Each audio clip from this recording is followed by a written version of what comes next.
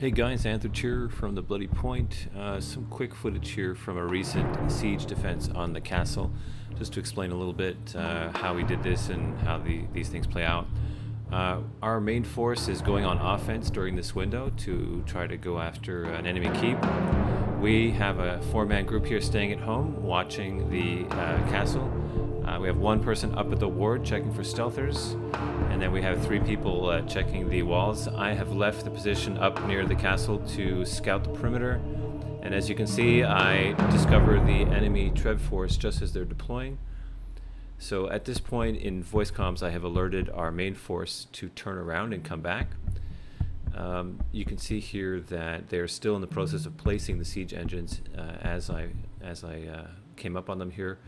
One thing that we see a lot in sieges is the very important decision as to whether to leave scouts behind or not. You don't have to leave a lot of people behind, one will do, but in this case the castle is so large that it was necessary to ride around the perimeter walls to catch these guys in the act, and which we did. So my fellows are going to join me here in a moment. We use a 3-man team for manning siege. 1 to operate the siege, 1 to buff it, and 1 to prevent stealth attacks. On the walls, stealth attacks are not so much of an issue, but it's still possible. One of the things in Crowfall that you have to be very conscious of is that just because something's unlikely doesn't mean it's impossible. And it's a big difference between experienced and inexperienced groups when they don't take care of these little details. So the ballista is down. I'm going to buff it here, and we have the 3rd man just casting AoEs, making sure no one comes up and takes this siege engine out. It's very easy to take them out when they're low rank, like this one. This is a Mark 1.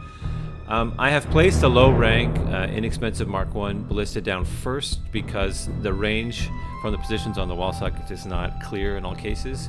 So what you want to do, if you're not sure, is put down a low rank one first. You can establish the range, let it get destroyed, and then replace it with something higher rank. In this particular case, the siege equipment is not importable into campaign anymore. You get it through rewards in some cases, and of course you can craft it in and out of campaign, but you can't actually bring it into campaign. So once we have crafted these things in campaign, there's no need to save them or anything, so wasting these is not a huge deal. And primarily for that reason, even though it looks like we're winning in the field here, I'm going to place a high rank Mark 4 down just to see how it works in terms of the damage and the abilities. These siege engines have different abilities depending on how high mark they are, how rank they are. And this particular one has some cool stuff. It even has an AoE heal. You can see our force there in the distance doing work. So I'll just let this play out. Hope you enjoyed it. Just a little insight into how these counter-trebbing operations go for something as large as the castle. This particular Dregs that's going on now is a bit quiet. This footage is from a previous Dregs. We're winding down the ECS Hungerdome tournament, and activity's low, but it should pick up shortly.